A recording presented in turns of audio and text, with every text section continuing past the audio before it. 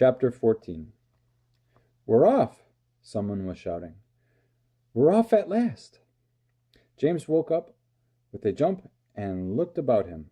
The creatures were all out of their hammocks and moving excitedly around the room. Suddenly, the floor gave a great heave, as though an earthquake were taking place.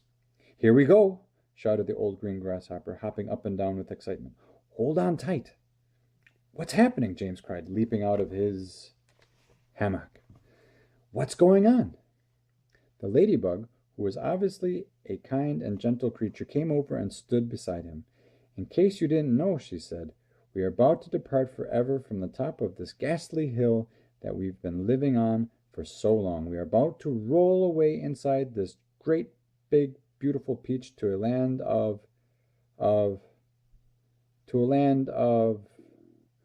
what?" asked James. "Never you mind," said the ladybug. "But nothing could be worse than this desolate hilltop and those two repulsive aunts of yours." "Hear, hear!" they all shouted. "Hear, hear!"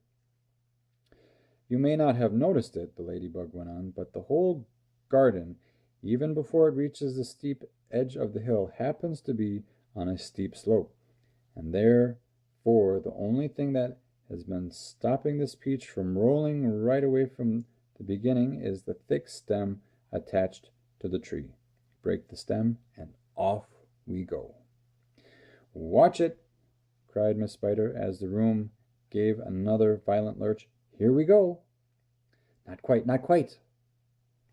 "At this moment," continued the ladybug, "our centipede, who has a pair of jaws as sharp as razors, is up on the top of the peach, nibbling away at that stem. In fact, he must nearly be through it, as you can tell from the way we're lurching about. Would you like me to take you under my wings so that you don't fall over when we start rolling?" "That would be very kind of you," said James, "but I think I'll be all right." Just then the centipede stuck his grinning face through the hole in the ceiling and shouted, "I've done it! We're off!" "We're off!" the others cried. "We're off!" "The journey begins!" shouted the centipede. "And who knows where it will end?" muttered the earthworm. "If you have anything to do with it, it can only mean trouble." "Nonsense," said the ladybug. "We are now about to visit the most marvelous places and see the most marvelous things. Isn't that so, centipede?" "There is no knowing what we shall see," cried the centipede.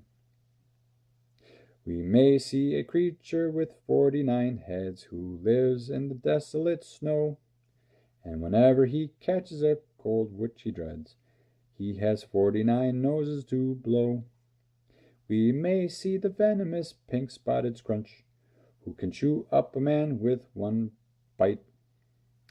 It likes to eat 5 of them roasted for lunch, and 18 for its supper at night. We may see a dragon, and nobody knows that we won't see a unicorn there. We may see a terrible monster with toes growing out of the tufts of its hair. We may see the little bitty bright hen, so playful, so kind, and well-bred, and such beautiful eggs. You just boil them, and then they explode and blow off your head.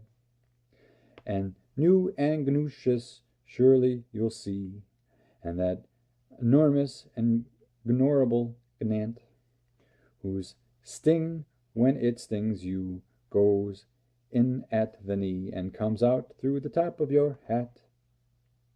We may even get lost and be frozen by frost. We may die in an earthquake or tremor, or nastier still, we may even be tossed on the horns of a furious dilemma. But who cares? Let us go from this horrible hill. Let us roll, let us bowl, let us plunge. Let's go rolling and bowling and spinning until we're away from old Spiker and Sponge. 1 second later, slowly, insidiously, oh, most gently, the giant peach started to lean forward and steal into motion. The whole room began to tilt over, and all the furniture went sliding across the room and crashed against the far wall. So did James and the ladybug and the old green grasshopper and Miss Spider and the earthworm and the centipede, who had just come slithering quickly down the wall.